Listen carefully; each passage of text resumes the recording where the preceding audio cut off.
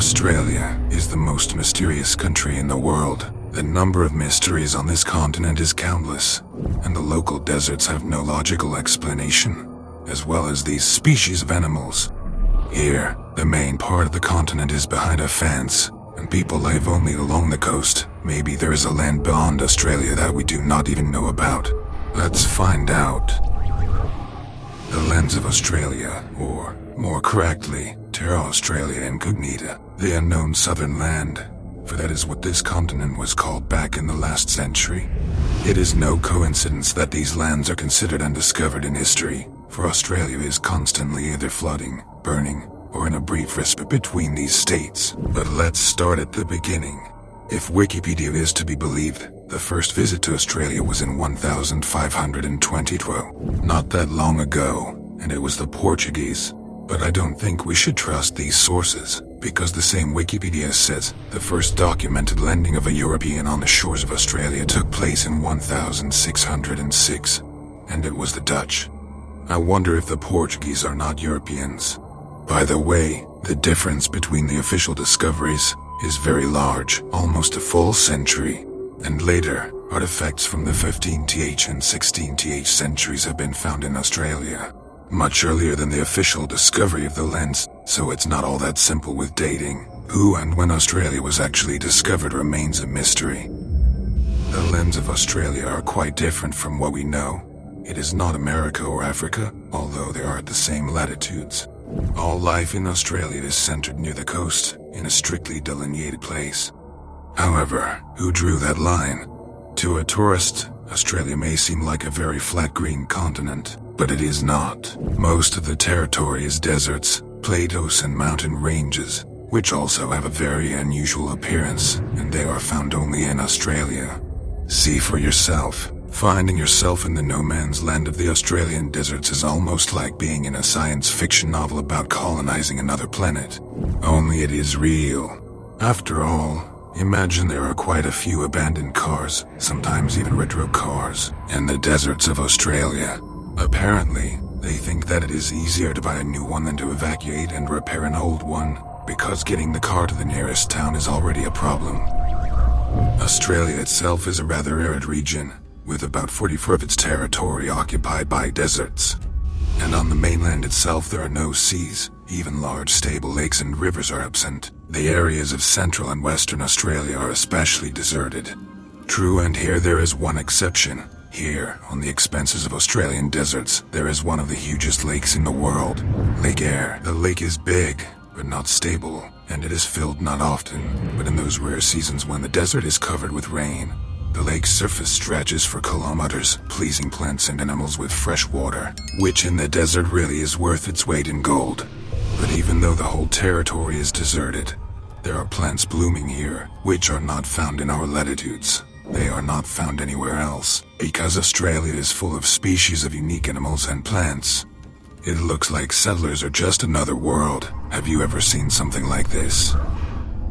Australia is an ancient continent. There is no doubt about it. There are many ancient species of flora and fauna preserved here.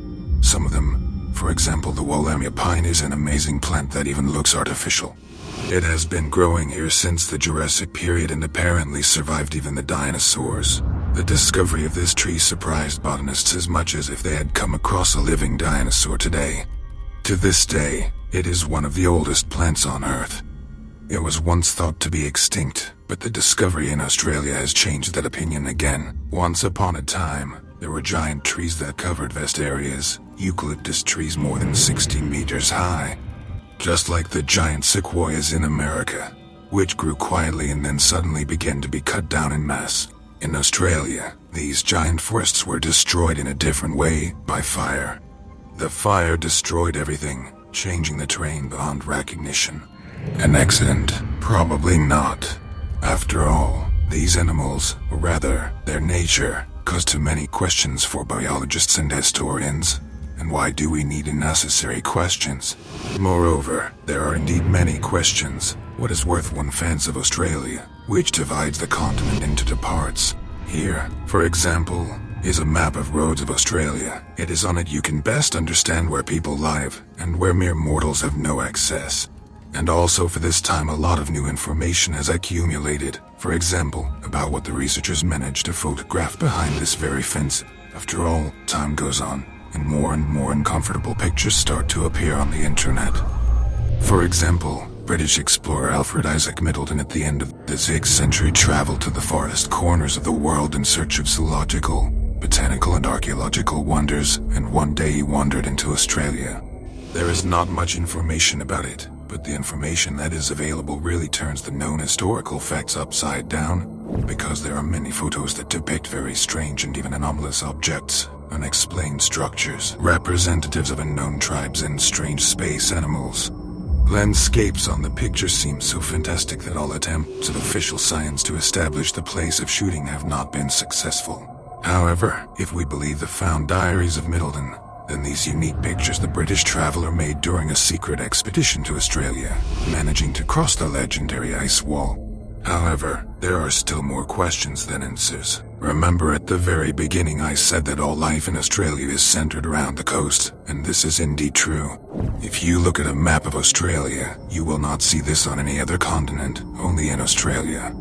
This can partly be explained by climatic features, but it's not that simple. Many people know that the deserts of Africa were once green. Old maps of Africa attest to this. Where can we see a once green Sahara? However, as for Australia, the situation is actually similar. Australia and Sahara have much more in common than it may seem, because both deserts were created artificially, or rather, man-made. Apparently, the climate in the Sahara and in Australia changed very quickly, which could not happen due to natural causes. Many ancient animals lived here, including representatives of the extinct megafauna. Moreover, the existence of large predators is impossible without abundant food, and herbivores are known to live in large numbers where there are many plant resources. And rabbits and kangaroos, with which Australia is oversaturated, are the most real herbivores. It turns out that the deserts in Australia appeared not so long ago, and a lot of amazing animals and plants to confirm it. Could not all this life simply originated in the desert?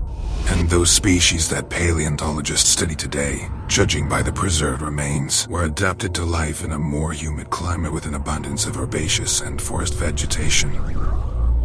It turns out that these deserts are either man-made or, on the contrary, a consequence of some experiment or catastrophe, something like today's, because even now there is such a thing. For example, in America, in the state of Nevada, where nuclear tests had frozen all the land and turned it into loose sand, there is not a drop of water. By the way, the state is called Nevada, without water. While you subscribe to the channel to not get lost and do not miss new videos, do not forget to send this video to your friends. Suddenly they are also interested in learning about the mysteries of Australia.